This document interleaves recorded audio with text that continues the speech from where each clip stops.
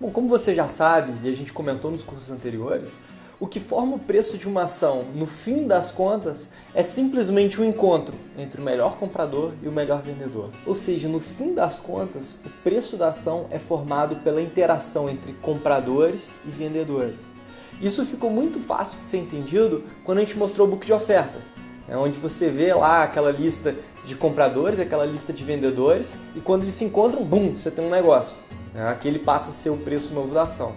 Então ali a gente consegue perceber o seguinte: o preço de uma ação, no final das contas, não é formado pelo que está acontecendo na China, pela situação atual do país, pelos aspectos macroeconômicos, pelas notícias, mas sim por como os compradores e vendedores percebem esse fato e utilizam eles na hora de tomar suas decisões de compra e venda. Ou seja, os fatos não são importantes, é como eles são percebidos pelo mercado que determina qual o preço daquela ação. E é nesse ponto que a análise técnica consegue entender uma coisa muito inteligente, que é o seguinte: bom, se tudo isso, no final das contas, se resume a como compradores e vendedores vão interagir dentro do mercado, por que não focar a minha análise em algo simples, que é a essência do mercado?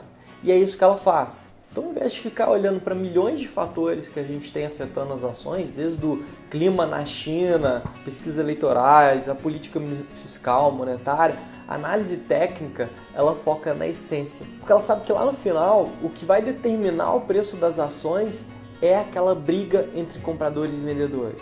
E isso é algo muito inteligente, porque quando as coisas se tornam muito complexas, normalmente a resposta que você consegue ter está na essência.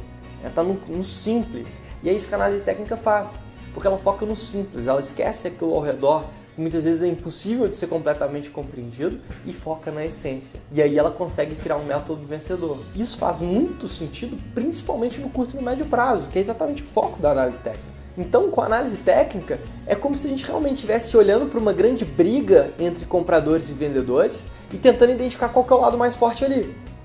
E na hora que a gente identifica o lado mais forte, a gente se alinha a ele para poder estar do lado da probabilidade. Com a vantagem de que, caso esse cenário mude, ou seja, o lado que era mais forte começa a fraquejar e o lado que estava mais fraco começa a ganhar força, eu consigo ter poder de reação para lidar com isso.